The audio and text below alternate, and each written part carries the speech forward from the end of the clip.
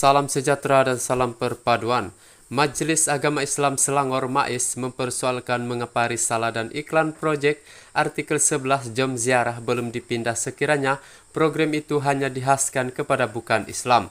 Pengerusi MAIS Tan Sri Abdul Aziz Muhammad Yusuf berkata, pihaknya sedia maklum kenyataan terbaru Menteri Belia dan Sukan Hanayo bahwa program itu pada asalnya terbuka kepada semua, kini ditukar dan dihadkan kepada belia bukan Islam sahaja.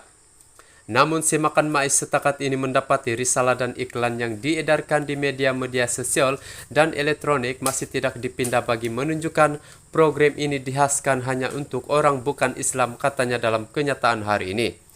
Beliau merujuk kepada iklan dan risalah yang diedarkan melalui media sosial dan elektronik sejak beberapa hari lalu berkaitan dengan proyek artikel 11 Jom Ziarah, program anjuran impak Malaysia, yaitu sebuah pertubuhan di bawah Kementerian Belia dan Sukan.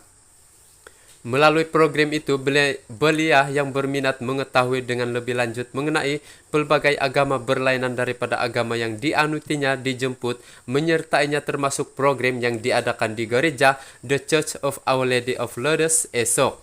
Abdul Aziz berkata, bagi maksud program di gereja esok, program itu adalah berkaitan dengan pengetahuan mengenai agama Kristen. Daripada penelitian kepada iklan dan risalah yang diedarkan ini, MAIS berpandangan program ini mempunyai unsur-unsur bagi menarik minat belia, khususnya belia Islam, yang untuk mempelajari atau menimba ilmu berkaitan dengan agama selain agama Islam.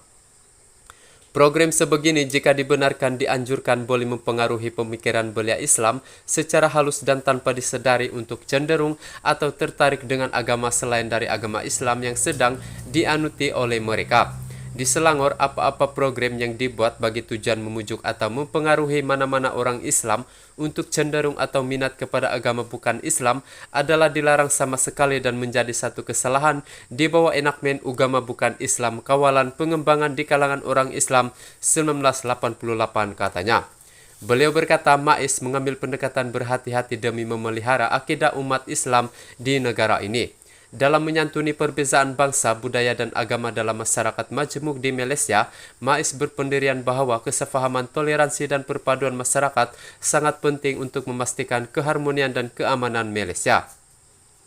Malah Islam tidak melarang persahabatan dan toleransi dengan orang bukan Islam seperti yang dianjurkan dalam surah Al-Mumtahanah ayat 8, yaitu Allah tidak melarang kamu daripada berbuat baik dan berlaku adil kepada orang yang tidak memerangi kamu kerana agama kamu tidak mengusirmu dari kampung halamanmu, katanya. Jelas beliau, walaupun objektif program memberi pendedahan sesuatu agama yang diamalkan di negara ini dan bagi menjalin perpaduan erat dalam kalangan penganut pelbagai agama, mempelajari agama lain selain Islam di mana-mana gereja atau rumah-rumah ibadat agama lain memerlukan kepada kawalan dan sekatan tertentu. Ini bagi memastikan tiada elemen memujuk orang Islam untuk terpengaruh dan minat dengan agama lain selain Islam, dan tiada juga pembabitan orang Islam dalam ritual agama lain.